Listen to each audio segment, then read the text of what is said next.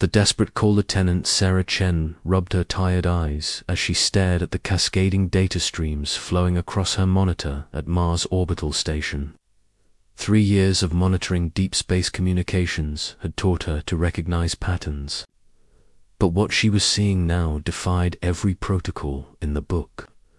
The signal originated from somewhere beyond the Centauri system, pulsing with mathematical sequences that seemed almost alive. The quantum encryption was unlike anything in human databases. Sarah had run the transmission through every translation algorithm available, but the patterns remained stubbornly alien. What caught her attention was the desperate urgency embedded in the signal's rhythm. Even without understanding the language, she could feel the panic behind those electromagnetic pulses. "Commander Walsh, you need to see this," Sarah called across the bustling communications bay. Her voice carried a weight that made several nearby technicians look up from their routine monitoring duties. Commander David Walsh approached with the measured steps of a man who had seen too many false alarms in his 15 years running the deep space monitoring station. His weathered face showed the strain of constantly watching for threats that might never come. "What do you have, Chen?" Sarah highlighted the relevant sections on her screen. "This started coming through about 40 minutes ago from the Zeta Reticuli region. The mathematical framework suggests it's some form of universal communication protocol, but look at this repetition." She pointed to a sequence that appeared every 12 seconds.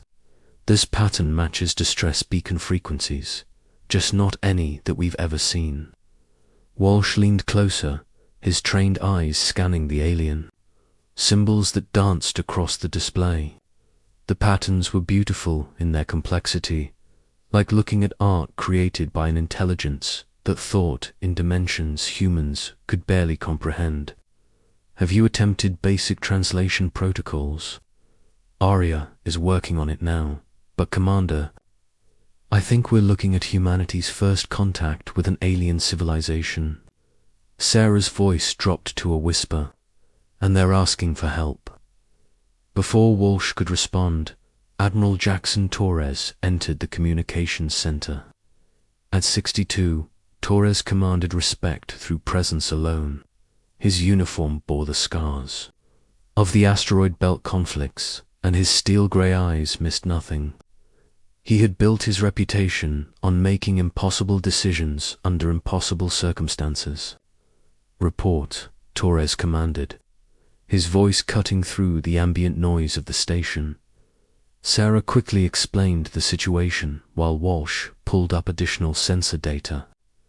Admiral Torres listened without interruption, his expression growing more serious with each detail. When Sarah finished, the room fell silent except for the steady hum of electronic systems. "Arya, status report," Torres finally said to the station's artificial intelligence. The AI's calm voice filled the room. "Admiral, I have successfully decoded approximately 70% of the transmission.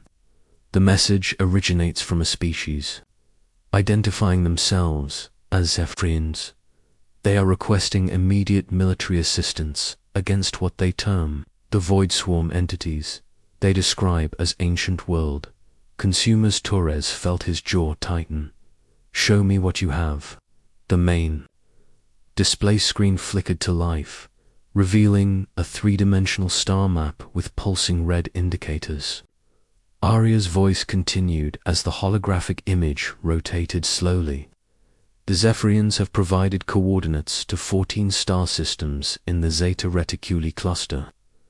All appear to be under attack by unknown hostiles."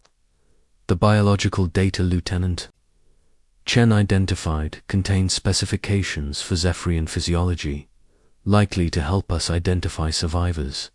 "Any visual data?" Walsh asked. "Yes, Commander. However, I must warn you that the footage is disturbing." Torres nodded grimly. "Show us." The screen transformed to display what could only be described as mechanized horror. Massive, crystalline entities, each the size of Earth's moon, moved through space with predatory grace.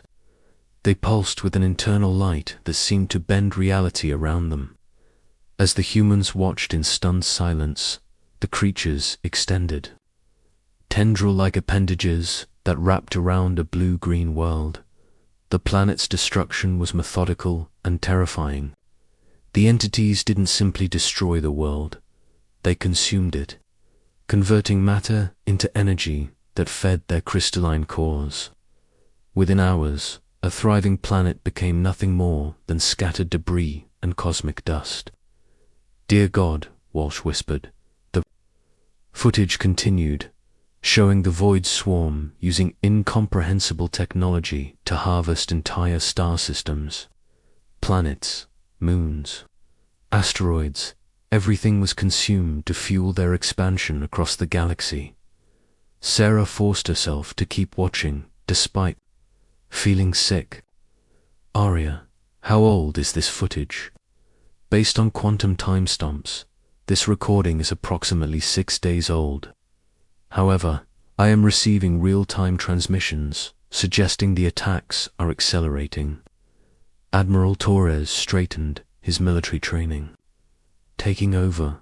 Chen, I want continuous monitoring of all frequencies. Walsh, get me a direct line to Earth Command. We need every available ship mobilized immediately." Admiral Sarah interrupted, her eyes fixed on her screen. "I'm receiving a new transmission. This one's much stronger than the others." The new message was clearer, filled with technical data and star charts. When Arya's translation came through, it sent chills down everyone's spine. "To the species of the third planet in the Sol system. We are Crix-9 of the Zephyrian Science Collective. Our deep space observations have studied your civilization for many rotations. We chose to contact you because your species exhibits unique characteristics. You evolved on what our scientists classify as a death world, a planet where survival requires constant adaptation and aggressive problem-solving." The message continued with increasing urgency. "The Void Swarm has consumed 12 of our 14 remaining worlds. Our military forces, optimized for efficiency and coordination, have proven ineffective against their chaotic attack patterns. We need warriors who understand chaos, who can adapt when plans fail. We need Deathworlders." Torres was already moving toward the command center. "All hands, this is Admiral Torres. As of this moment, Mars Station is under combat alert. We may be about to face humanity's first interstellar war." Captain Maya Rodriguez was conducting orbital maneuvers with her experimental destroyer, Prometheus, when the recall order came through. Her ship was one of Earth's newest designs, equipped with prototype jump drives that could theoretically cross interstellar distances in days rather than decades. "Captain," her communications officer reported, "we're receiving priority alpha. Orders from Mars Station. All outer system vessels are to return immediately for combat deployment." Rodriguez was a compact woman with dark eyes that held the sharp focus of a predator. She had earned her command through a combination of tactical brilliance and a willingness to take risks that made other officers nervous. In the underground fighting circuits of the asteroid colonies, they called her strategy controlled chaos. "How?" "Immediately," she asked. "Maximum burn, all ships." "No exceptions, ma'am." Rodriguez felt her pulse quicken. In 12 years of military service, she had never received an order like that. "Helm, set course for Mars Station. Maximum acceleration. Come, signal the rest of the patrol group. We're going home fast." As the Prometheus and its escort ships turned toward the inner system, Rodriguez studied the classified briefing that had accompanied their orders. Ancient alien entities, systematic annihilation of entire civilizations, and desperate calls for help from species facing extinction. It sounded impossible, but Admiral Torres wasn't known for issuing false alarms. Back on Mars Station, the situation was becoming clearer and more terrifying by the hour. Additional Zephyrian transmissions painted a picture of systematic harvesting across multiple star systems. The Void Swarm appeared to be some kind of collective intelligence that had been consuming civilizations for millions of years. Sarah had been monitoring communications for 8 straight hours, and the news kept getting worse.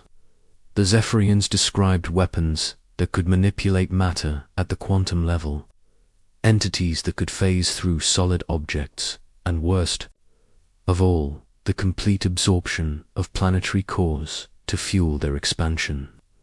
"Admiral," she said, her voice hoarse from exhaustion, "I'm picking up long-range sensor echoes.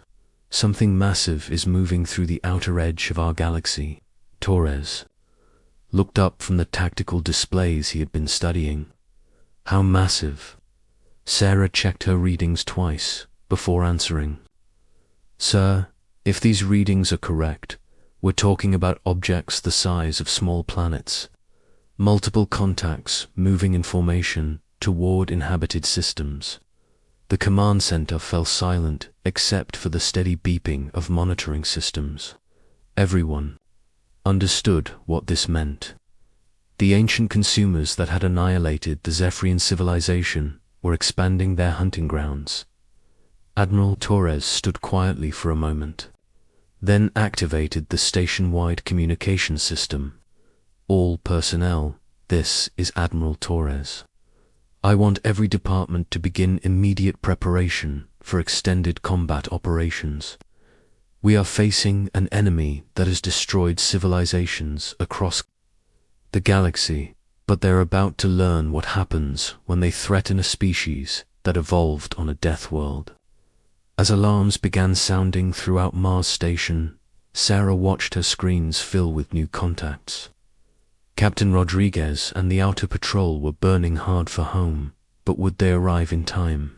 And even if they did, would humanity's fleet be enough to stand against an enemy that had consumed entire star systems?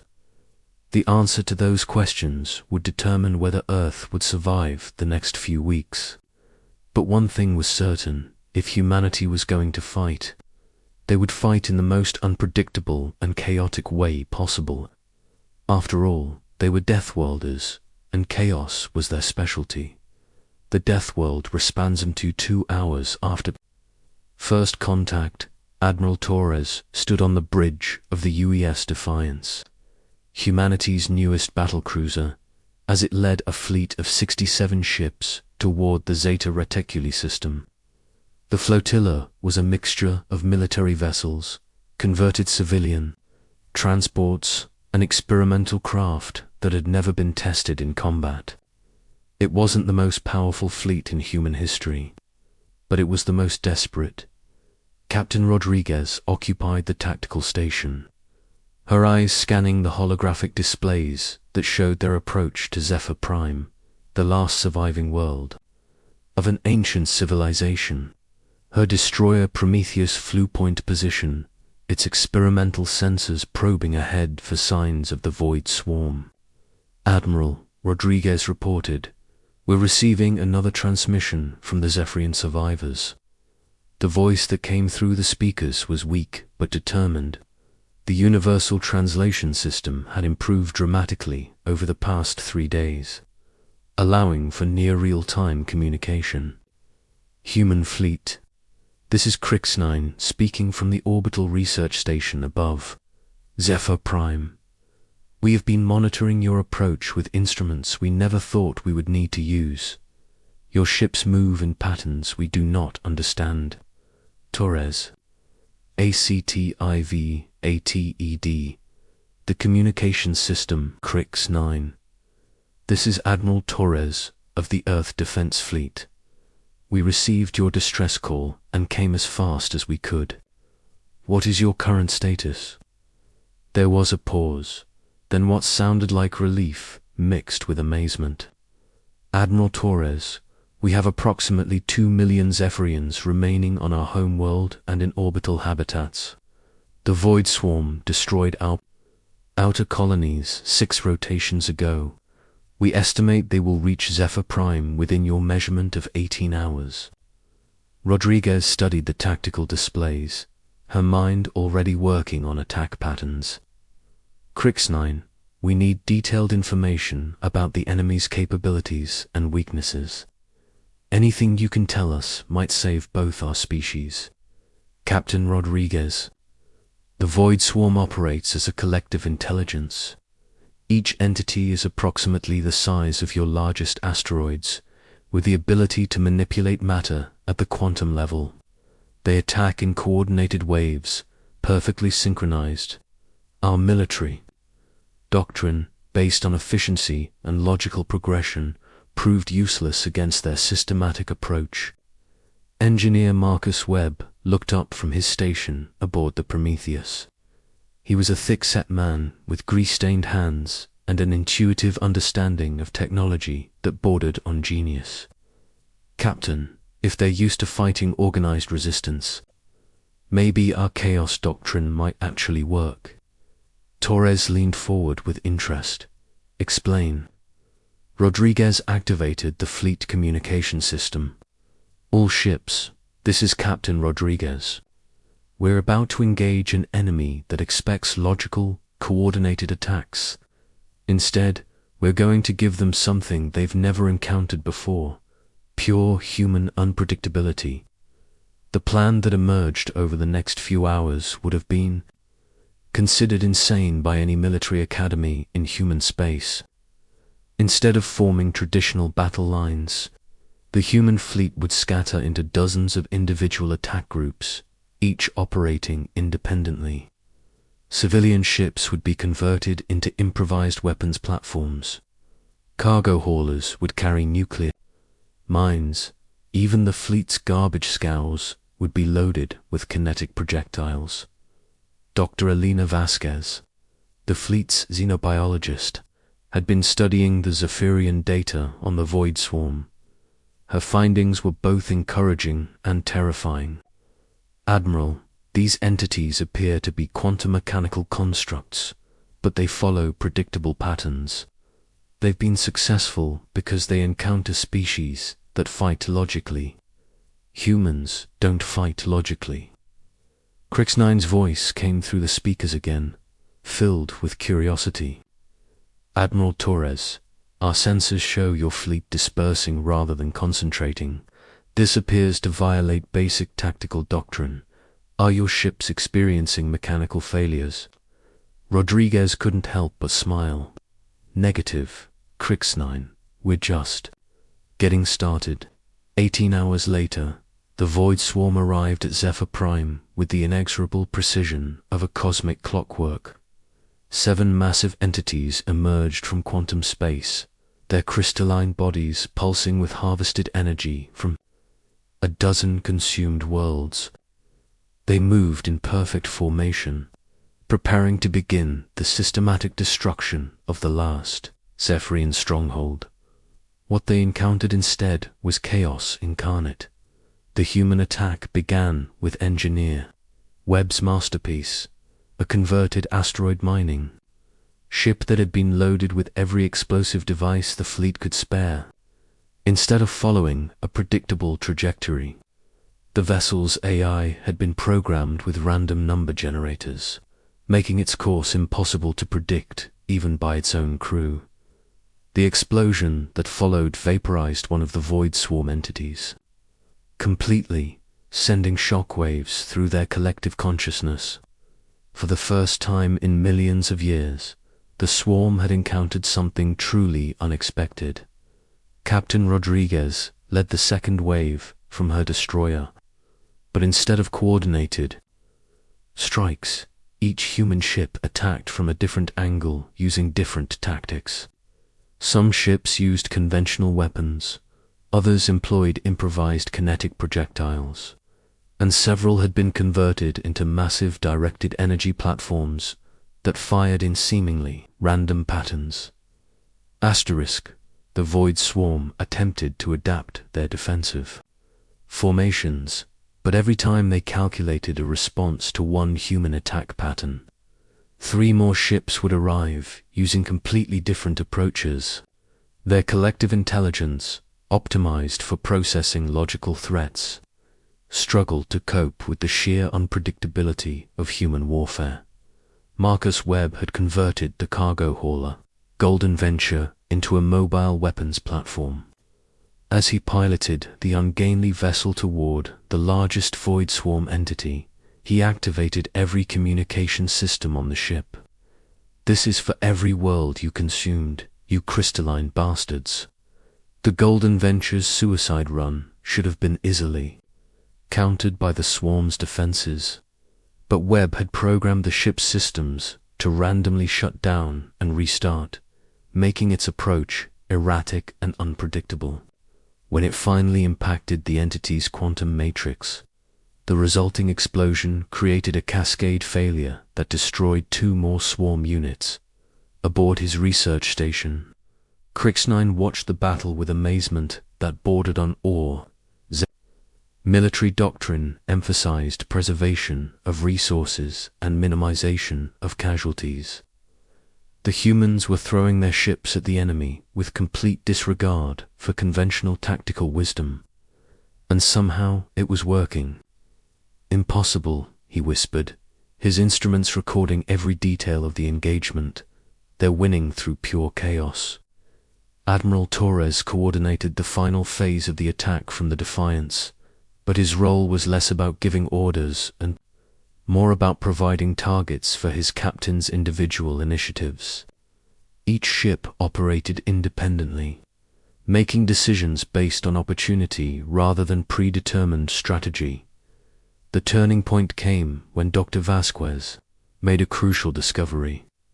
The Void Swarm's collective intelligence relied on quantum entanglement between individual entities.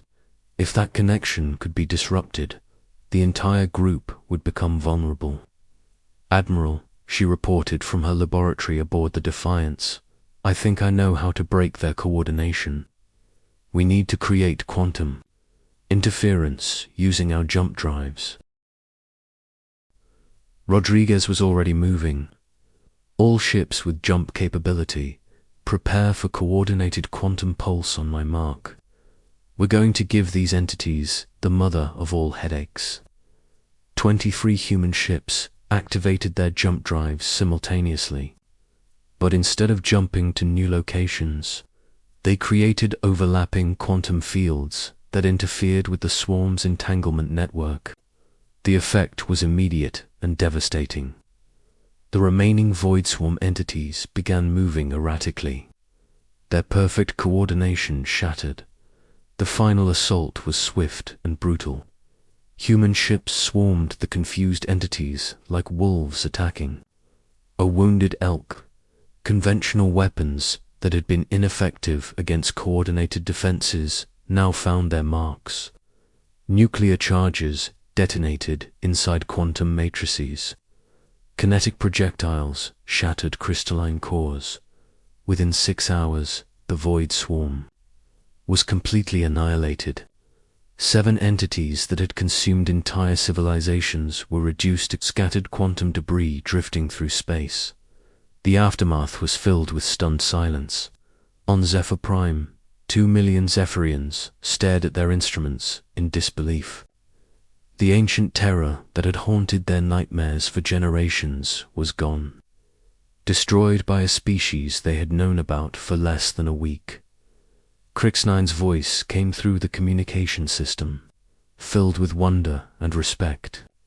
"Admiral Torres, in all our recorded history, no species has ever defeated the Void Swarm. Our scientists will study this battle for generations. How did you know their weakness?" Torres looked around his bridge at the crew members who had just participated in humanity's first interstellar victory. They were tired, scared, and exhilarated all at once. "We didn't know their weakness. Crix-9, we just fought the way humans always fight, with everything we had in ways no one expects. Captain Rodriguez added her own observation. The void. Swarm expected logical opponents who would follow predictable patterns. They got Deathworlders instead. We don't fight fair, we don't fight smart, and we sure as hell don't fight predictably. We fight to win. As rescue operations began for the surviving Zephyrians and salvage crews moved to secure Void Swarm technology, a new chapter in galactic history was beginning.